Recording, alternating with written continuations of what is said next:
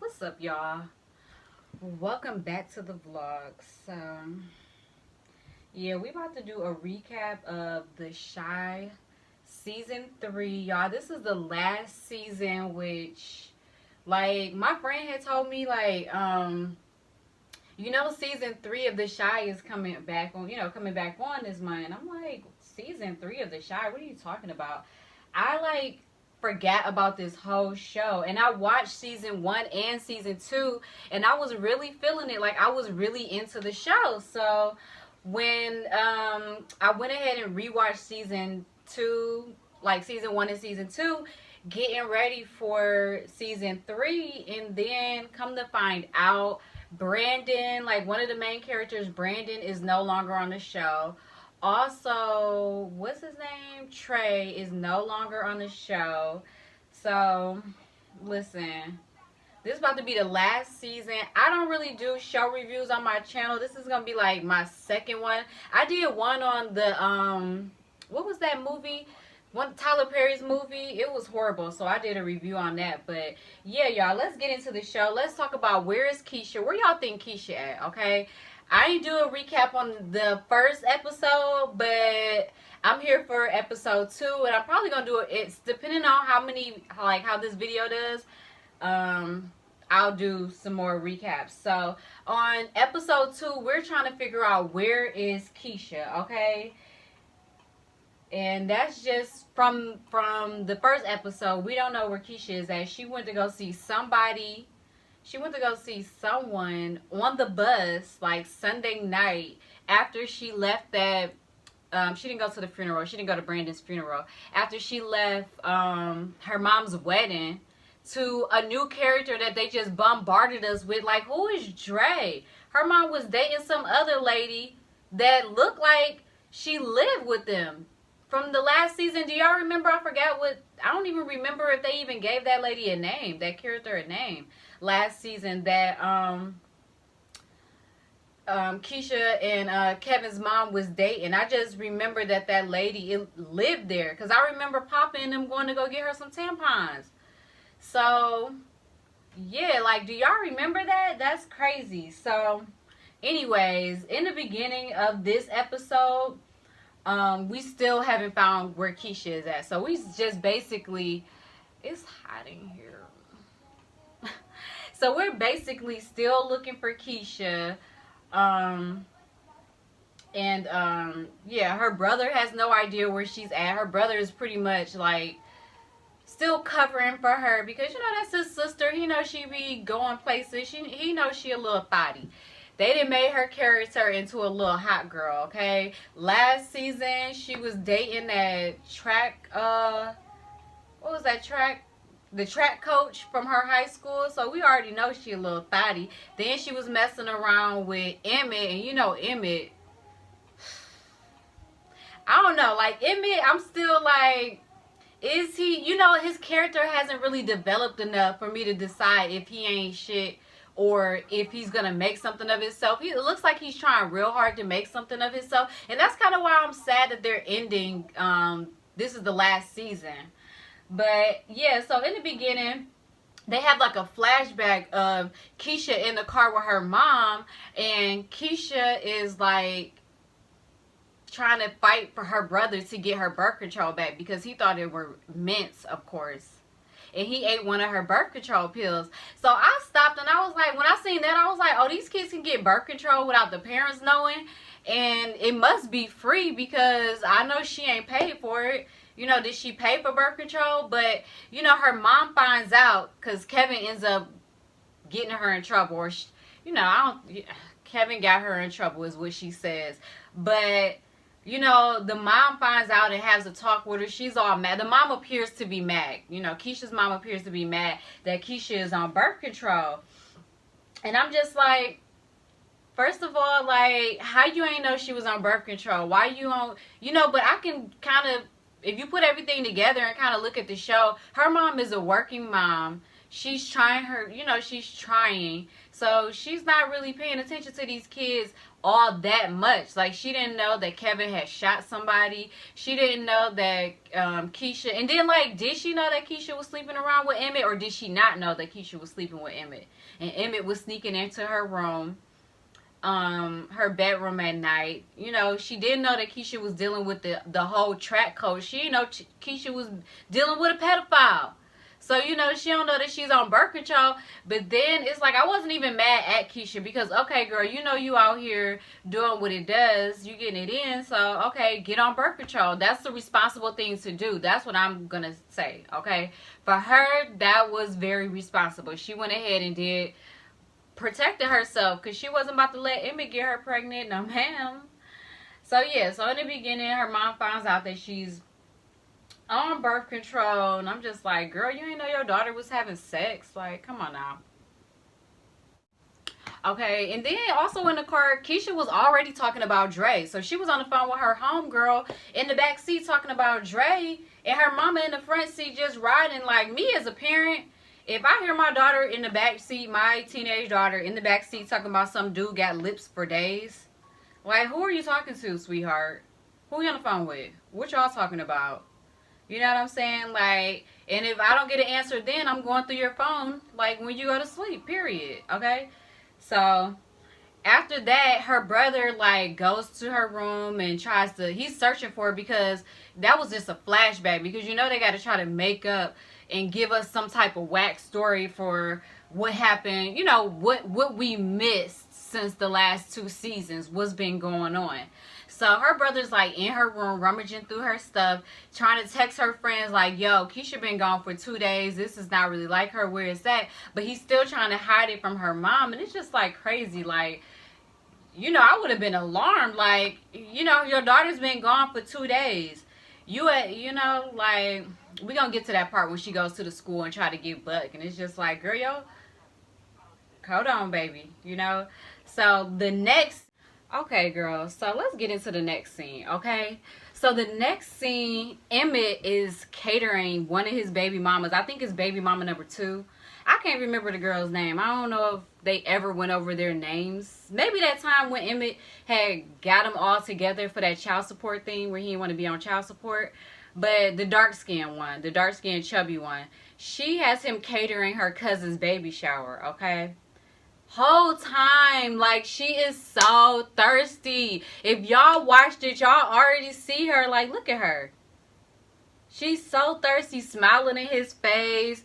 You know, got something to say, smart every time. Like, girl, she just want to get taken down one time. She just want to get slayed. But Emmett is in there and he's still going. You know, even after the first episode where he had messed up, like completely messed up Keisha's mama's wedding. You know, he didn't make that food right because he's trying to, you got to remember, Emmett was not the chef when he wasn't the chef at Sonny's at that barbecue spot. He wasn't the chef at Sonny's, and he also wasn't the chef for Coogie's taco truck. He wasn't the chef. It was Brandon. So Emmett is more of the ideal person, like the more of the handling the paperwork, the marketing, and things like that. He's not the chef, okay? He's more of the business type of person. So he knows how to come up with great business ideas, but he knows that cooking is not his strong point. So he doesn't give up on the business. That's why I'm like, I don't know, the verdict is still out on him, and I don't know if he ain't shit or not yet. But you know, he go ahead and orders like takeout from all these other restaurants instead of cooking this time, because he knows that cooking is just not his strong point. He like, look, I ain't even about to do it, but this is my gig and I'm about to keep it going for Brandon. Like, you know, he's keeping it going for Brandon in honor of Brandon, and he's an entrepreneur, so that's what he's gonna do. That's how he was making money. That's what he's gonna do.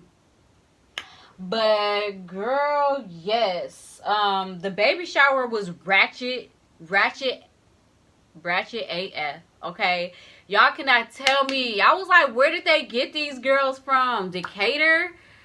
I'm not Decatur. I mean the West Side. These look like some West End. No, okay, if you from the West End, I'm just playing. But anyways, these girls, I'm talking about the West End in Atlanta. But these girls was ratchet. I was like, is this what they doing in Chicago? Ew. Like, you could see their leave out in their weave, honey. It was just crazy. You could see their lace on the lace fronts. Their outfits was straight up rainbows.com. No shade. It ain't about what you do. It's about how you do it, honey. If you wear it good, then listen. It was ratchet. I was like, dang. This baby shower is so ratchet. Look, y'all. Like, y'all could just see. And then when it was time to do the gender, it was a whole gender reveal. The baby mama was there with the baby daddy. They didn't bust the balloon. Pink and blue come out, and she was like, "What is this? What do you mean? I can't tell what I'm having."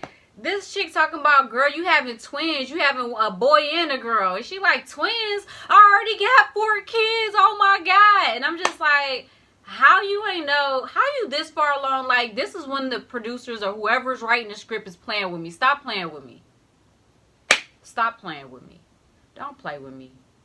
I'm sitting here watching this, paying for this Showtime or whatever. Don't play with me. I know this is the last season, and don't do it, okay? Don't. How she this far along in the pregnancy and don't know she pregnant with twins? It make sense. It's not making sense. And she's talking about she already got 4 kids. Like, okay, well now you got 6. Okay, next. All right.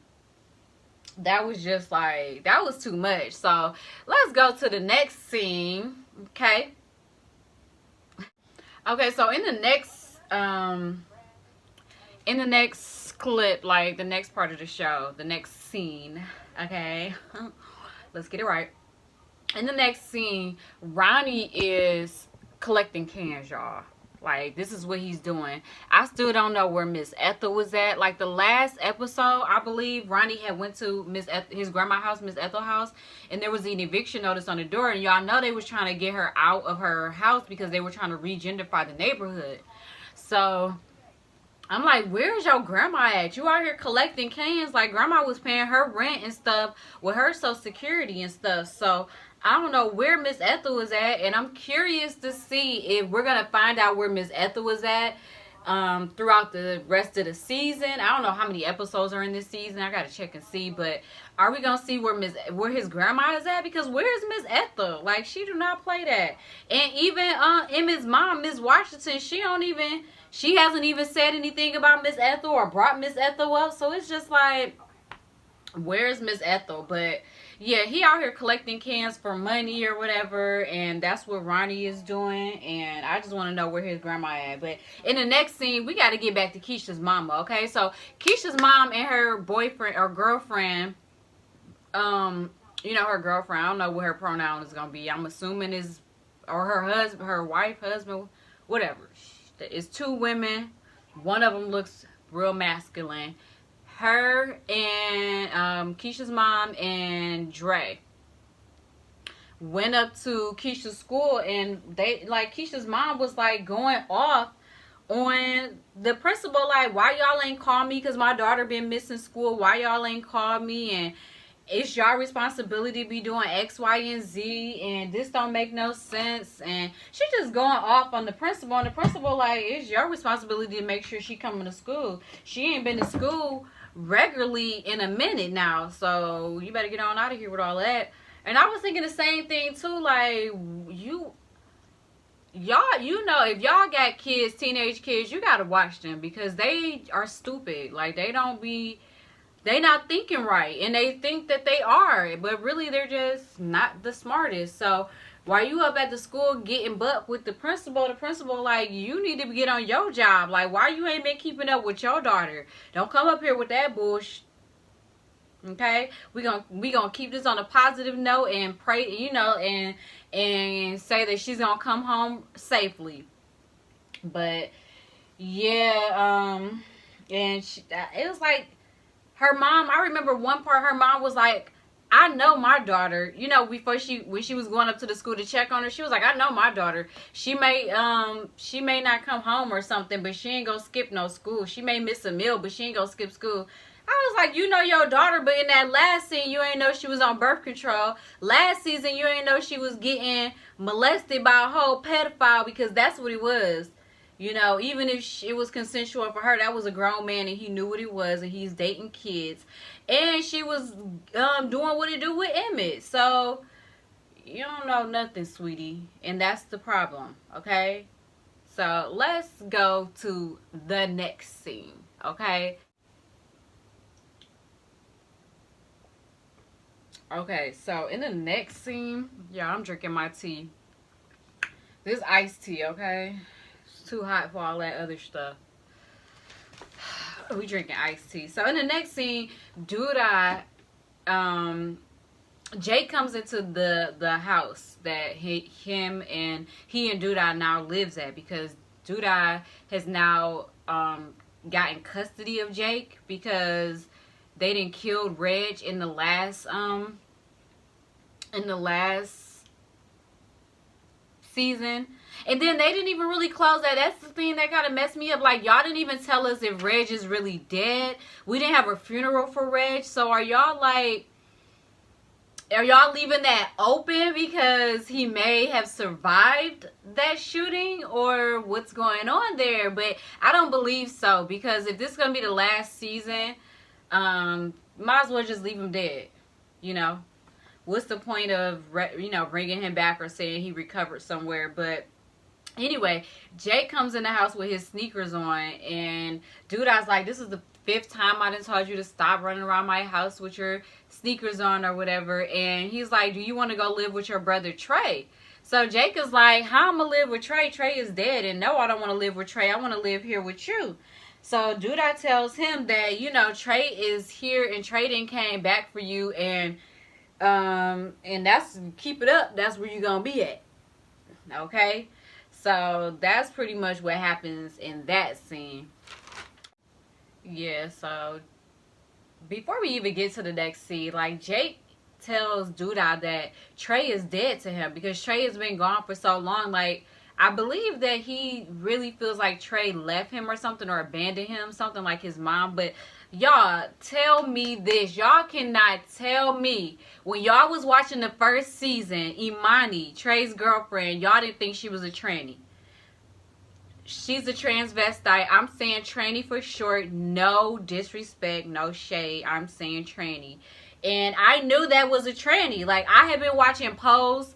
Y'all been watching Pose on Netflix? If y'all been watching Pose on Netflix and y'all have been discriminating against transsexuals, leave them people the fuck alone. Leave those people alone. Let them people live. Like, what is wrong with people? Like, and that's all I'm going to say on that. Leave people alone. Let people do what they do. Like, only thing that...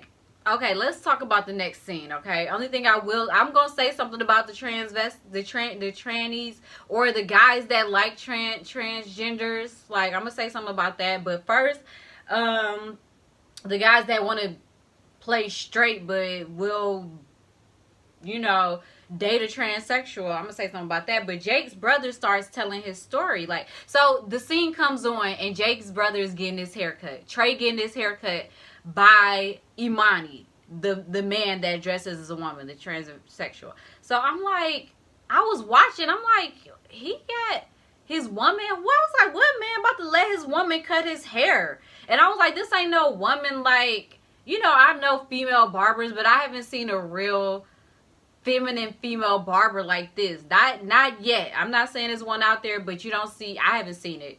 I was gonna say you don't see it often, but I ain't seen everything, and I ain't seen this. This is the first time. So the way that I'm gonna call her she because she's dressed as a she. That's what she want to be called. That's her pronoun. So she cutting his hair, and I'm just like watching the whole time. And ever since I've been watching Pose, I think anybody that's like any tall woman, I'll be like, that's a tranny. Like, it is. Like, that's a tranny. So, I'm calling everybody one. Like, I don't know. I'm going to have to ask, what were you born as? That's what I'm going with. No disrespect. If you were born a man, you are a man. And if you want to dress as a woman, you're a man first to me. And then you're a woman, okay? That's just how it is. Like, you can do what you want. I don't care. But first you're a man because that's how you were born. And then you're a woman. Okay? I'm going to call you by whatever you like to be preferred to be called by, but in my mind, you're always going to be a man. Anyway, so he's telling his, he's getting his haircut, and the whole time I'm like, that, and her voice, like, I was like, do y'all ever watch a show, and then, because I don't know where his brother been at, he been at, Waikiki or something, so I'm like, when I watch a show, I'll look up, I'll listen for accents, and I look at the landscape and stuff to see, like, what city it is. I'm always trying to guess what city this was filmed in and where these people are from, where their accents are and things like that. So I was like, what type of accent is that? Like, it sounds really forced or something. I don't know. I was like, something's up with her. But I ain't paid any attention. And I noticed that she switched real hard. I'm like, and I thought it was probably because she was tall and slim and she just had to do that to get her hips out. But I don't know. But I did notice that this is how you really spot a tranny. Like, they always overdo it. You over switching, and you're always like trying to be perfect, the perfect woman. And that's you. You know what I'm saying? Do you, boo? But that's how you're spotted. But I mean, I guess I don't know, if that's how you think us women are, then more okay. But yeah, I knew that was a tranny. But yeah, so she is cutting Trey's hair, and they just having a talk, and then Trey he starts to tell his story. Okay, so of course they gotta throw this little scene in there, because we gotta hear the backstory of where Trey was at this whole time. Like, how did you just pop up on the scene? Why did you leave Jake, and why did you leave Reg? Like, where you been at this whole time? So yeah, he pops up on the scene. He's telling his story, and basically his story is, y'all, like, even the way that he had sat on his lap, like, I'm going back to I just knew this was a man. Like, the way that she sat on his lap, and then he was rubbing her leg, I was like, she got some long legs. Like, it was just weird. I just knew it. And then I seen that those were press-ons that she had on. I was like, she got on press-ons. I was like, And I just was thinking, like, that's a man. So Trey starts telling his story, like, yeah, I grew up in the projects. My dad worked at the mayor's office. He was the janitor, and he took care of us. And then, they kicked us out the projects. And when they kicked us out the projects, they told us they was going to rebuild the projects. What a lot of communities do. They kick these people out of the projects, promising that they're going to rebuild better projects or better housing for them, and then let them move back. But that never happened. And he said that his dad was laid off, and then his dad approached his dad wasn't laid off. His dad went and approached the mayor, since he worked at the mayor's office. He was like, yo, it's been years, and where's these new houses that y'all promised? And for him asking the mayor those questions, the mayor ended up letting him go. Like, don't come in here asking me no questions, sir. And the mayor fired his dad. So he said that his dad ended up, like, getting depressed, leaving his family. And quick break, y'all. Like, when his dad left the family, his mom ended up getting on drugs, okay? So the thing about it is, like,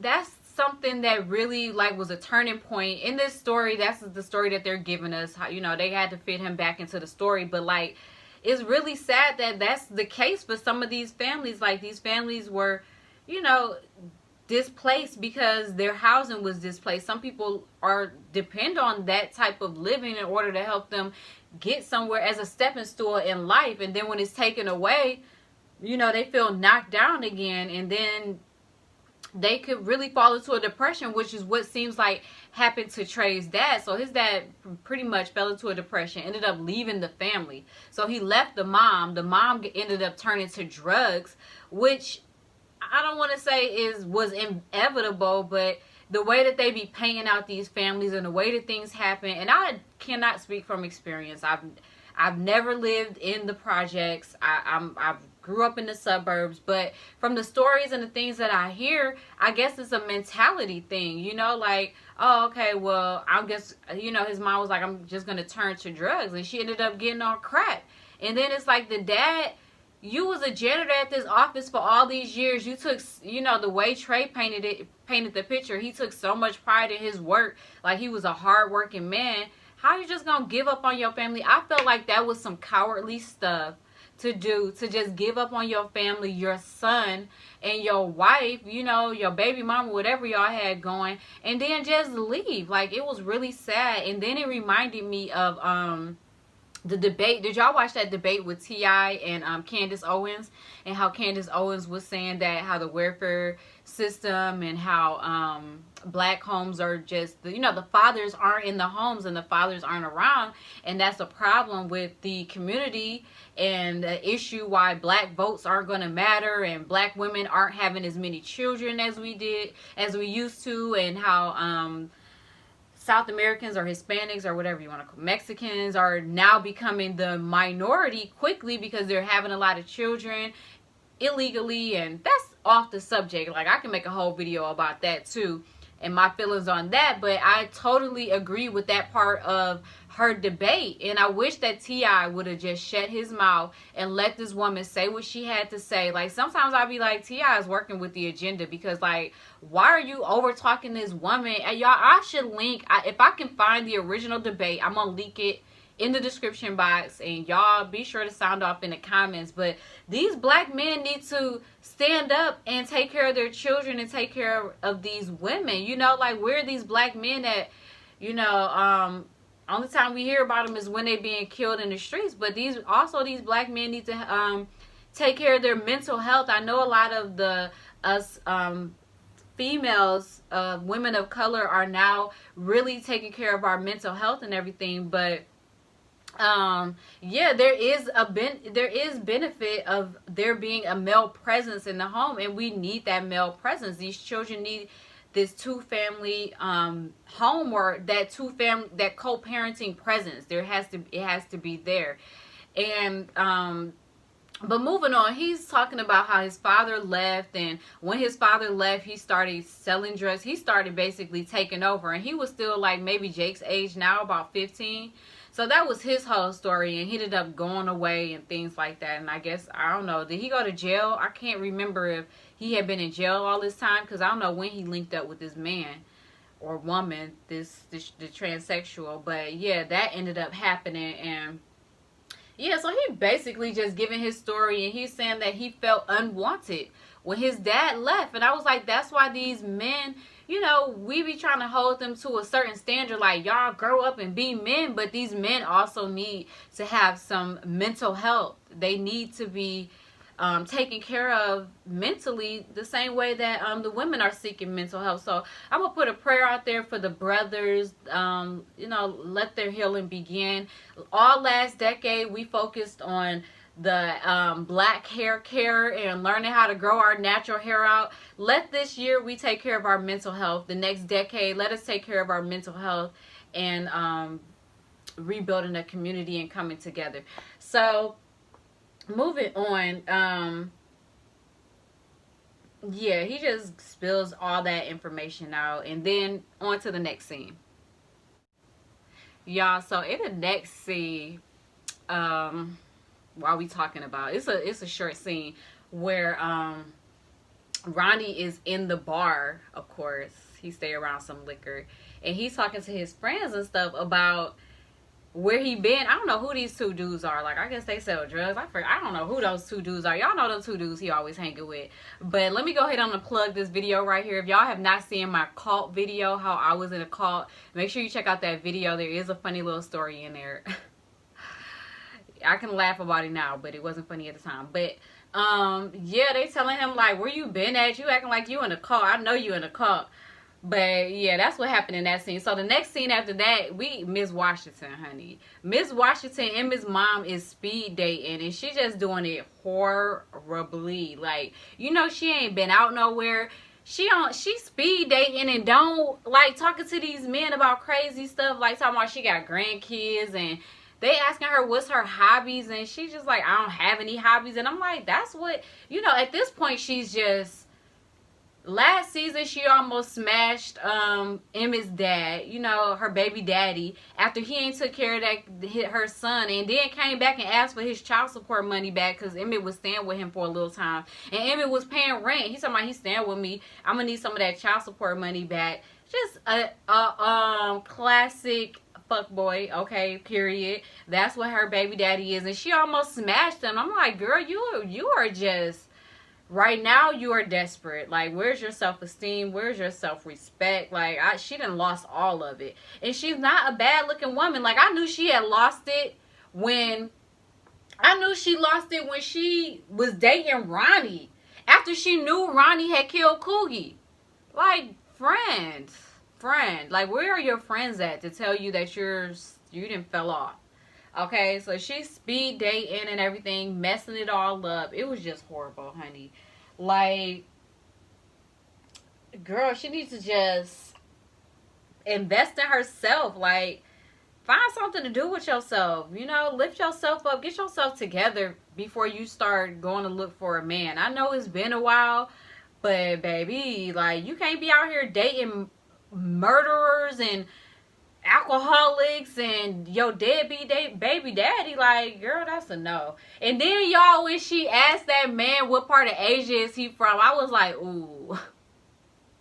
I was like, that's like somebody asking her what part of Africa she's from because she's black. I was like, no, sis, this is not what we're doing. But yeah, that scene was hilarious, y'all. I was watching it, I was cringing. I was like, Lois, fix it, Jesus, somebody help her.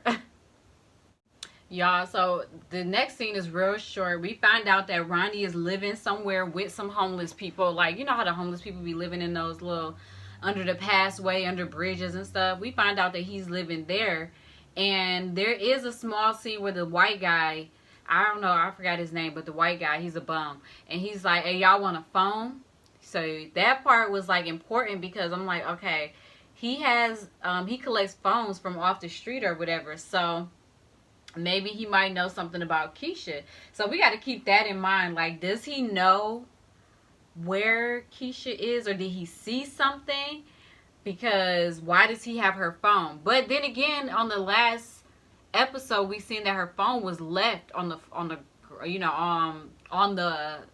the bus stop where Keisha was last seen. So, you know, did he walk up after she was, you know, did he see what happened and then walk up and grab the phone? He may have some information we don't know. We got to see on the next episode. But in the next scene, Miss Washington, Emmett's mom, goes over to Emmett and his baby mama's house. The baby mama that he's living with. I think this baby mama number 3. Y'all, is she pregnant or not? Is she pregnant? I don't think she's pregnant. But I could have swore last season she told Emmett that she was pregnant. And then Emmett, she went and told his dad, like, yeah, I'm pregnant again by Emmett. And he ain't taking care of the baby. But like, she been getting high. I know people be smoking. They smoke weed while they pregnant. You do what you do. But she doesn't look like she's pregnant on this season. So I'm not sure if she ended up aborting that pregnancy or what. But it just looks like it's her living in that house and the baby, EJ, living in that house. And so Emmett mom comes over there and she's like, yeah, girl. She's talking to the baby mama like, yeah, I went on that speed date. It didn't really work out. So the baby mama gives her a card to a masseuse named Sway, and she like, look, you need to get your back broke, period. Like, at this point, you don't really need no relationship. You really just need to get some dick. Like, you need to get your back broke and then just keep it moving. Like, and I was thinking the same thing, like, girl, just find somebody to just be friends with. You know, at this point, if you're that desperate, just find somebody to be friends with benefits with until you find out who you are. And if you're not going to take the time to find out who you are and what it is and find yourself, then, you know, like, because Emmett's gone, like, this is the time, this is me time right now. You know, if you're not going to do that, then you might as well go ahead and, on and find you a little friend with benefits. But she gives her this card out of her purse, honey, of a masseuse that gives happy endings. And I'm just like, girl, what are you doing with this guy's card? Like, you got this man's whole card in your bag, but whatever, you know. I don't know what she doing. I really don't know her and Emmett's relationship because they just started living together. He wasn't even dating that girl. I just remember at the end of season 2, she seen that Emmett had got himself together and ended up getting his own place. And she was like, oh, you did all this by yourself? And then next thing you know, she didn't move right in. So I'm like, ooh, you got one of them. Like, you know, all she want to do is get high. She just a ratchet. She one of those ratchet girls that just in their own world, not paying attention to stuff. And she done had a baby with Emmett. And if y'all notice, like, through the whole season, like ever since she's been introduced, she just be talking to Emmett any type of way. Like, she be dogging him. Like, she get loud with him real quick. And I be like, girl, you always high. Why do you have this attitude? Like, is the weed not working? So y'all just know she wasn't raised right. Like, and then she tells Emmett, like, you know, my love language is touch. And Emmett's like, my love language is words of affirmation. So I'm like, okay, that makes sense that your love language is words of affirmation, because, you know, when his dad was talking to him crazy, Emmett didn't like that. So I was like, okay, that y'all fitted that in. Okay, I give y'all that. And then when they said that when she said her love language was touch, I was like, you know, that kind of fits her too, because she seems like the insecure type of female that only feels loved if she's being touched, you know, like that type of, she needs that type of attention in order to feel love. So I was like, yeah, I guess. But then, like, that part where she yelled at Emmett, like, to go get EJ some juice or something. Like, the man just came in the house after working. Even on the last episode, when he came in the house after working, and he was like, you ain't gonna ask me how my day was? And she was like, well, how was your day? But she in there bagging up, like, weighing weed and putting labels and stuff on it. I was like, this is some real classic hood chick stuff, you know. And, boy, she belongs to the streets. You out here trying to get better, you know. Like, that's why I can't decide if he is, I still haven't decided on him. Like, I want to say he belongs to the streets, too. But it's like he's trying. I don't know. The verdict is still out on Emmett. But as far as that baby mama, like, she gotta go. Like, I don't like the way she talks to him. That house is always dirty. Like, ever since she moved in, the house is just always, it's never clean. Like, it don't ever be clean. I've seen her folding laundry, the cabinets all open. Y'all already know, but y'all tell me how y'all feel about her. Because at this point, they're just together because it's cheaper. At this point, like, Emmett just doing what he got to do to keep his baby mamas off his back. Because he got all these kids. He doing what he got to do, or what he think he has to do in order to keep all these women that he got kids with satisfied. But they just living together because at this point, it's just more economical for them. They not really together. But Emmett's mom had brought over a plate of food, and she was like, you know, this food, she brought over a plate of food for his baby mama. And, you know, when she came to get that card for Sway to get that massage with that happy ending, honey, she brought over a plate of food from a lady that cooks food in her house. So, you know, that's introducing a new character into the story, the lady that cooks food.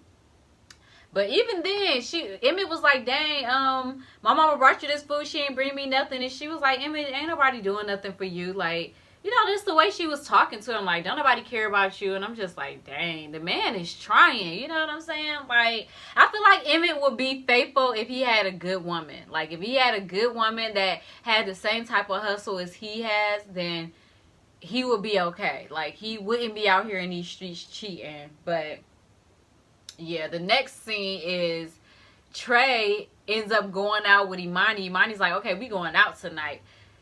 Y'all, they went to a gay bar. They went to a gay bar. And this is the part, this is what I said I was going to talk about. This is what I don't like, is this part right here. When Trey is mad at this gay guy. Like, you in a gay bar and the gay guy is hitting on you and then you're mad. Look how he pushed him. Like, why did you push that dude like that? You're in a whole gay bar and acting like you're not gay. And he's talking about, well, he's telling Imani, like, well, I see you as a woman. And Imani's like, well, if you can't accept him, which is like, who, you know, he was born a man. Imani's like, I was born a man. And if you can't accept that, then you can't accept me, Imani, now. And I'm like, yeah, like, how you gonna be like, I see you as a woman, but he's a man first? And that's just that on that. Like, And Imani was like, I'm tired of going to straight clubs and you pretending that, this ain't what it is and you don't want people to find out that you're gay. And he's like, I'm not gay. And I'm like, but sweetie, you are. You're all the way gay. Like, stop it.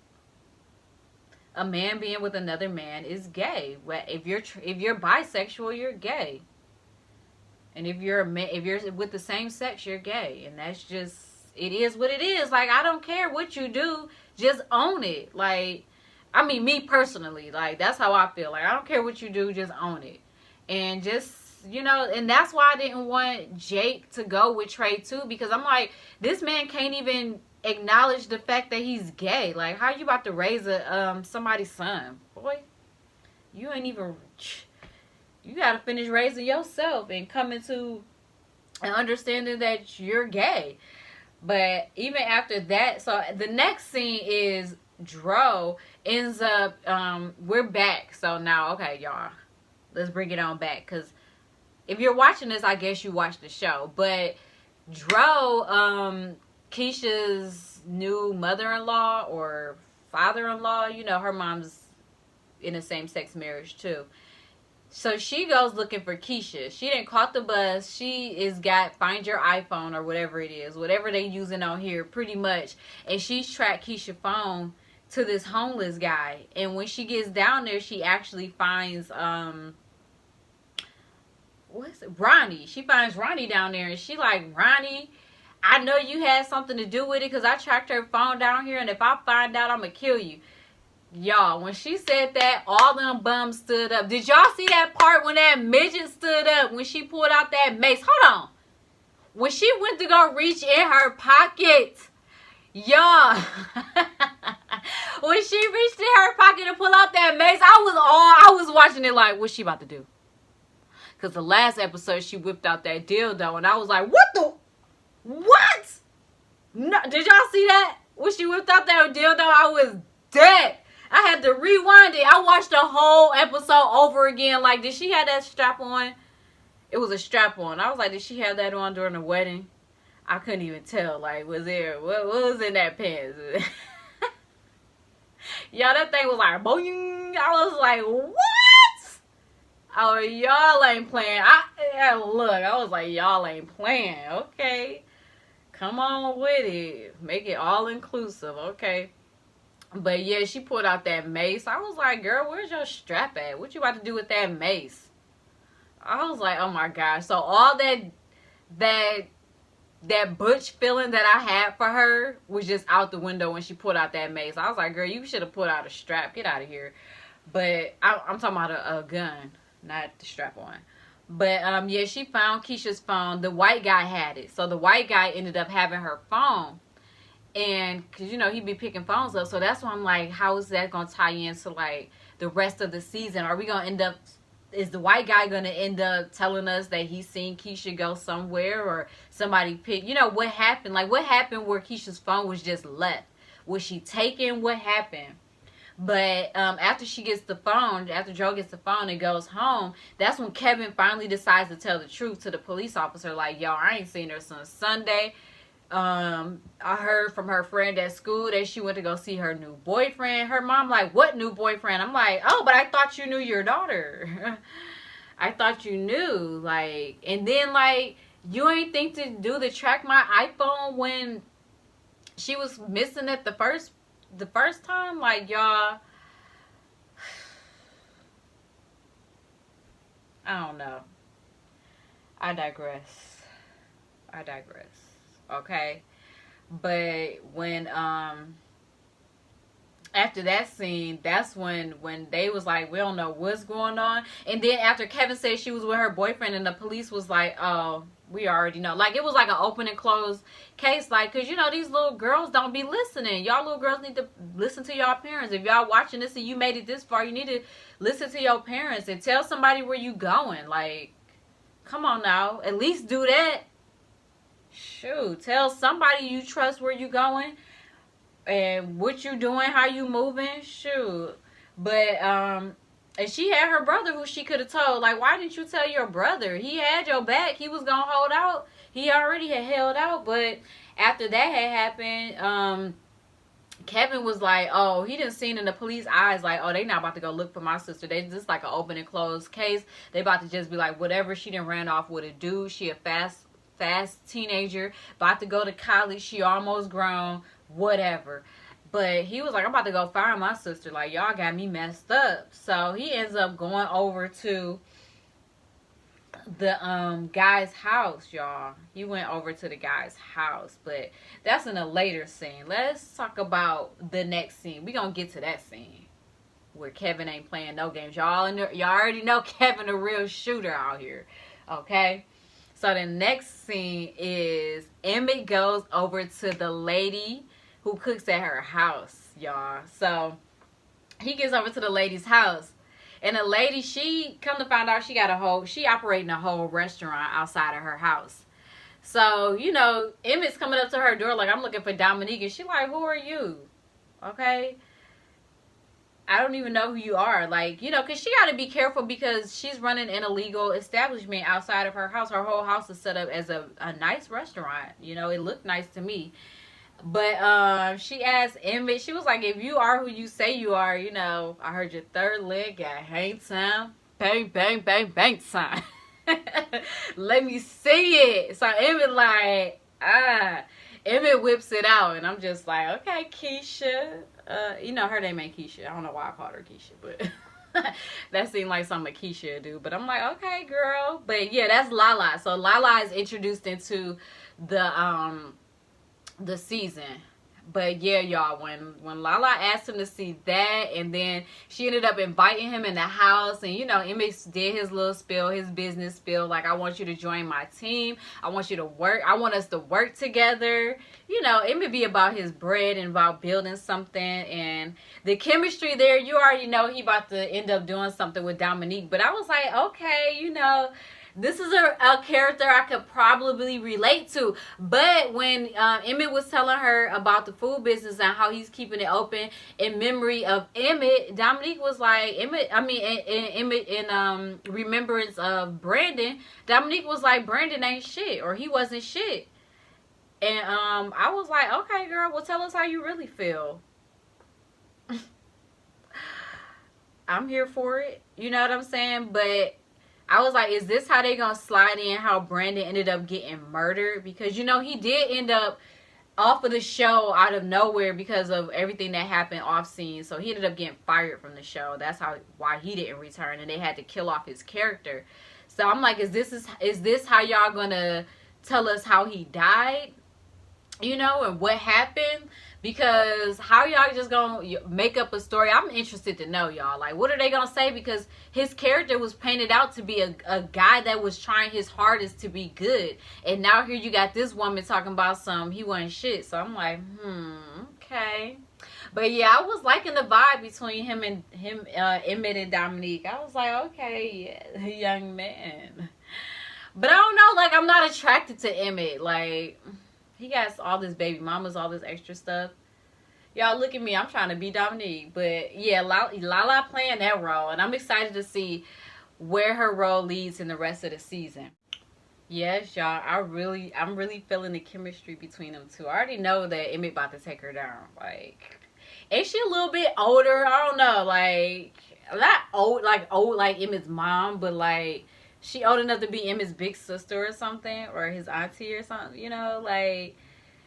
But in the next scene, Trey finally decides to go and tell his brother, like, yo, I'm here, I was gone and I'm back, and I know you don't remember me, but I want to take you back and raise you and me. And how y'all feel about that? Like, I feel like, no, like, you don't even know that, you don't even want to acknowledge that you're gay. You got your own stuff going on. Like, why are you trying to get him to move with you and this woman, this transvestite? Y'all got too much going on that's not resolved in y'all own relationship. Like, y'all need to first acknowledge that. Like, he needs to acknowledge that he is gay and he's with a man before he can start trying to take custody of Jake. And then, like, what are you gonna do with Jake? It's like between Trey and Drake, Trey and Duda, deciding who Jake should stay with. It's like choosing the lesser of two evils. Like, what does Trey really have to offer? They haven't told us yet in this season. What they haven't showed us what he has to offer yet. We don't know where he's at. He's just been thrown into the season on us, into this new season on us, and out of nowhere after he been gone for so long. And then Douda is this businessman. Like, his methods may be unorthodox or are unorthodox, but the man has a plan. He's dedicated, he's motivated, and he's consistent, okay? And he has a vision, but he's a dangerous guy. So it's just like, where where should Jake go? Should he go with his brother, or should he stay with Douda? And Jake already has that gang member hood, I'm a hood boy mentality, and he was pretty much raised by Reg, and Reg was looking up to Douda. So Jake kind of wants to, is gonna, I guess, if they say things like that are generational, I guess he's gonna follow after Reg's footsteps, and I'm pretty sure he's gonna want to stay with Douda. If he ends up leaving Douda, it's gonna be because something really bad happened, and he's just rebelling and trying to find it easy. You know how kids are. Oh, I want to go stay with my dad when mom is tripping. Mom saying no to this and that. They think they can get away with it over somebody else's house, or grandma's house, or auntie house. If Jake ends up leaving, it's gonna be because of that type of situation. Period. But yeah. So in the next season, y'all, Emmett's thirsty mama. I'm so mad because this woman is so beautiful. She got body for days. Did y'all see that sex scene? Y'all, look at this. I don't even know if I can put this on I can't even put it on my channel. But did y'all see that scene? His mom was so stiff. I'm like, girl, you got all these breasts. Girl, you got all this butt, and like, you riding so, like, I know it's just a scene, but like, baby, like, she was so stiff. They were so off rhythm. I just couldn't even enjoy the scene. I was like, ugh. Like, hurry up and get this over with. Like, it didn't even bother me that she was older and the guy was younger. It just bothered me that it was just not right. I was like, this is not right. Like, this is not right. I don't think, maybe she wasn't comfortable doing the sex scene or something. But anyway, she ends up smashing the guy. Like, the guy already knew she wanted it. Like, she was so thirsty. Like, I just wanted her to just, like, if I were her, I would have told him what was up from the jump. Like, I heard you be giving happy endings. Let's go ahead and start with a massage so I can get comfortable and fill out your energy. And if it happens, it happens. That's how I would have played that scene. But, I guess whoever wrote it. I mean, I don't write shows, but if I would have wrote it, that's how I would have wrote it. But, and then y'all, that scene was horrible. But and come to find out, the dude that gave her the massage was somebody that Emmett went to school with. So the dude runs into Emmett after he gets done. He like, yeah, I'm making buku cash. I'm around here giving massages with happy endings, and I just left your mama house. I was like, Lord have mercy. That's it. That ruined it. I was like, that's gonna be the last happy ending you about to get from him, because Emmett said he gonna kill him. He was in there for breezing the place. I was dead. I was like, oh Lord, shit. And Emmett's mama was talking about some, boy, I'm grown. I was like, sis, you need to be somewhere practicing in the mirror or something. You out here looking for a man, you ain't even ready. Stiff as a you know what. But anyway, yeah, I be cracking myself up. Like, I don't even know what I be talking about. I be all over the place. But yeah, I could just tell in the next for the rest of this season, because y'all know how Ronnie is. Because the next season, the next scene, they showing Ronnie playing